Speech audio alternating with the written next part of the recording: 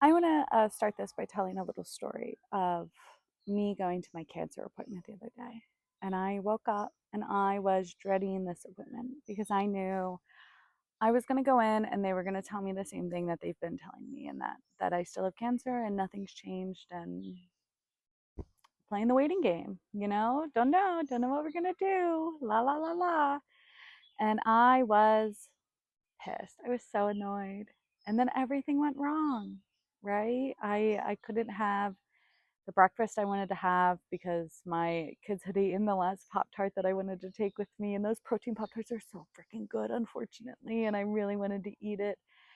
And on my way there, there was a truck that pulled into the crosswalk just like an asshole. And then he just like kept driving back and forth, and he just like would not park.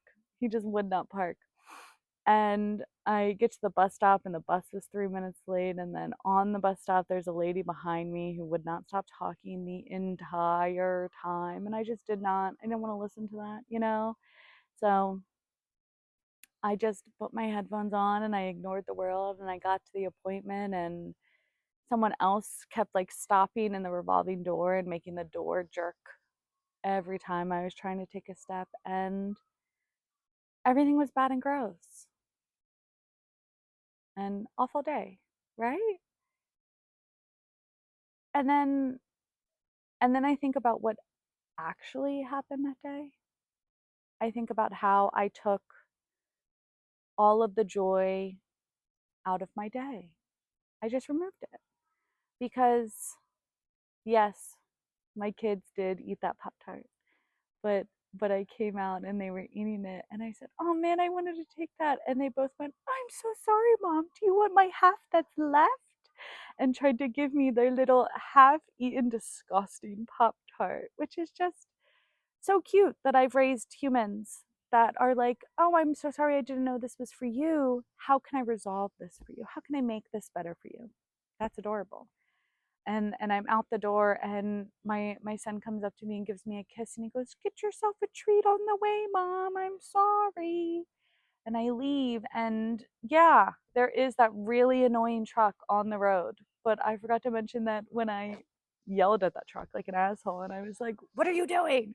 And I stomped to the other side of the road, that there was a person there, and they looked at me like I was insane, because I was in fact insane. Because why was I yelling at that truck for just trying to park?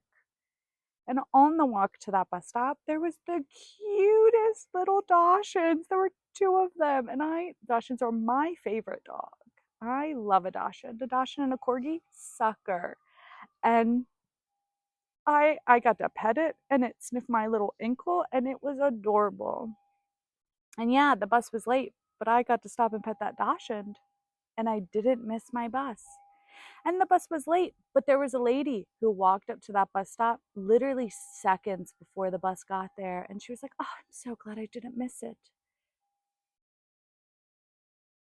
And my annoyance at it being late was more important than that lady making the bus. I'm the only person in existence. I'm the only one that matters. And yeah, that lady on the bus, a different one, was talking the whole time. But you know what she was talking about? She was talking about a little cute baby who was sitting across the aisle from her. And she was talking to the mom about how precious the baby was. And she was talking about her grandchildren and her children when she had children, and what were those kids like, and do you remember this, and do you remember that, and blah blah blah, whatever. And yeah, it was annoying because I didn't want to listen to that because I was in a bad mood. But am I going to shit on that lady's joy? Am I going to shit on that new mom's joy who is listening to someone compliment her baby and get advice and having this engaging conversation because it wasn't what I wanted in that very moment? And I just think about how when we go out into the world, we find what we're looking for. If you walk out your door and you're convinced that every single thing, it's a bad day. It's a bad day and nothing good's going to happen. Hey, guess what? It's going to be a bad day and nothing good's going to happen. And I know this sounds like some woo woo bullshit, but it really isn't, because it does work. Why are you removing the joy from things? Why are you only focusing in one direction? What does that do for your life? What does that do for your soul? Do you feel better doing that?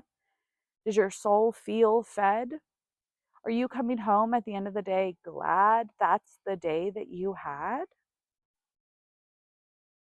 I don't know. I think that we all find exactly what we're looking for when we go out that door. We all become exactly what we think the day is going to become when we walk out that door.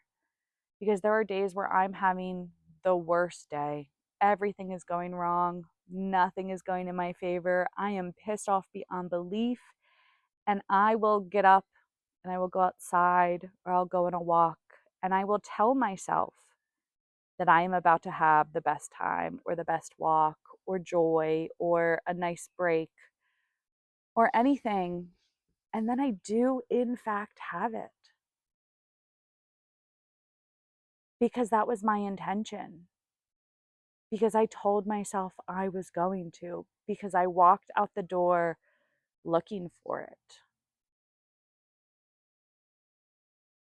I don't know. I started living my life in this way where if I have a thought that brings me joy, I say it out loud. If I see someone who's wearing something I like, I say it out loud. If I see a couple that just looks really fucking cute together, I say it out loud. If I hear someone tell a joke on a bus and it's not for me, I laugh anyway.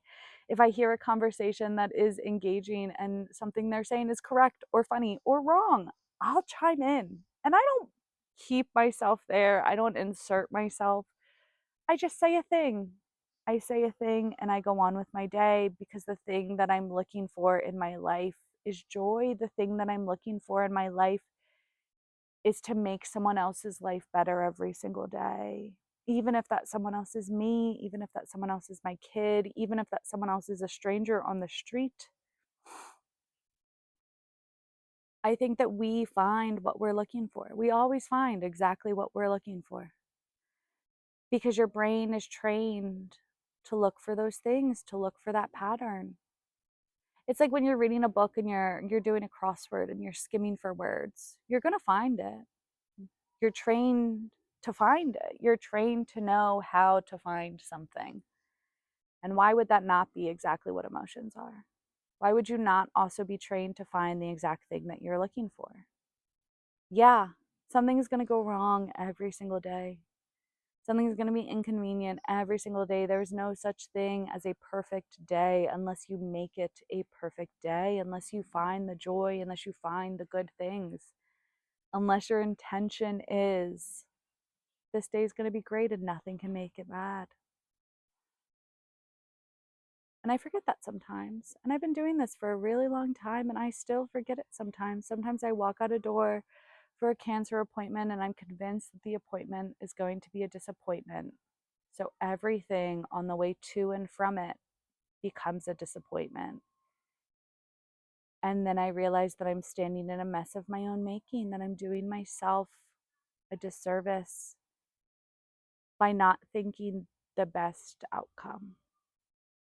Because even if I go to that cancer appointment and everything is still the same, the worst case scenario is that this is this is where I have to stay, that I still get to keep having kids who want to share their disgusting little half-eaten Pop-Tarts, and I still get to pet cute dogs on the way, and I still live in a city where public transportation is accessible, and I still get to see cute little babies and listen to grandmothers spread their joy and their knowledge, and I still get to put on my headphones and listen to my favorite music on the way to an appointment that could be awful. But why does everything between the apartment and the appointment have to be awful? Why does everything between the appointment and home have to be awful? Why is the sum of everything one thing? I don't know. I don't know. I just think I like my life better when what I'm looking for is joy.